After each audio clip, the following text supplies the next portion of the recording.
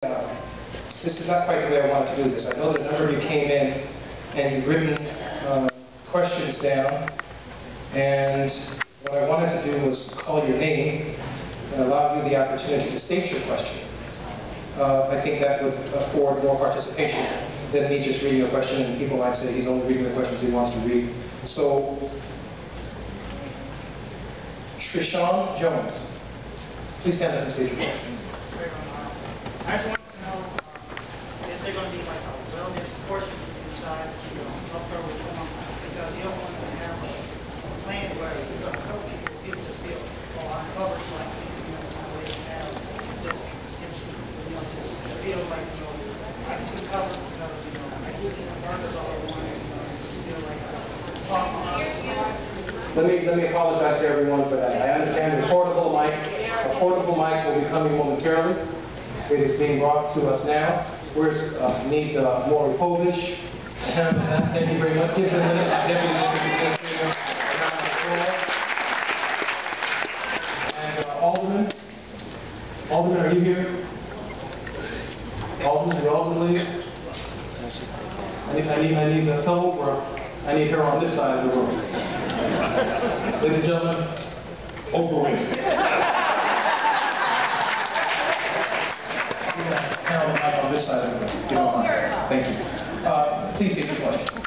Yes, I want to know, as a part of health reform, will there be a wellness portion, to teach the most Americans about how to take care of themselves, so instead of just eating on burgers and instead of clogging the arteries and just saying, it doesn't matter because I'm going to be covered anyway.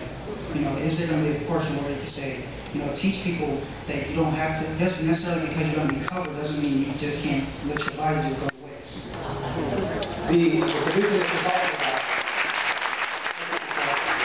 that you're talking about in the bill will fall under the preventative services, no cost sharing for preventative services portion of the bill.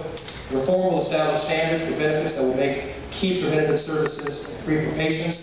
Some preventative services, such as vaccines and smoking cessation, counseling, saves money. Other preventative services, such as cancer screenings, are relatively cheap ways to save lives. Eliminating the cost barriers to proven preventative services will make it easier for people to take advantage of them. But I think we have to go one step further, and that's why the debate is meaningful. And that includes, working out.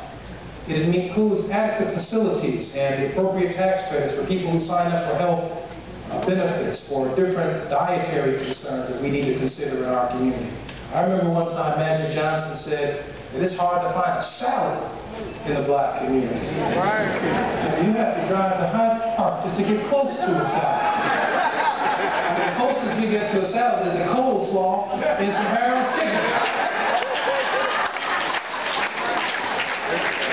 So there is a component of the bill that is still being debated because the bill is in formation, where those of us who are arguing for preventative care, because the better we take care of ourselves, the better off we are in the long term.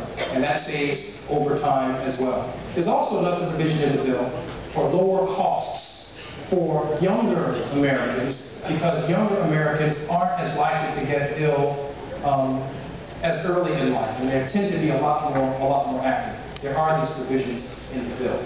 Let me try and grab another name out of the grab bag. Okay, I got a lot of questions here, but I'm actually looking for a name. I'm not ignoring your questions. I just want to give people a chance that did put their name down, a chance to participate. Leslie B. Moore Jr. Leslie Moore Jr. Mr. Moore.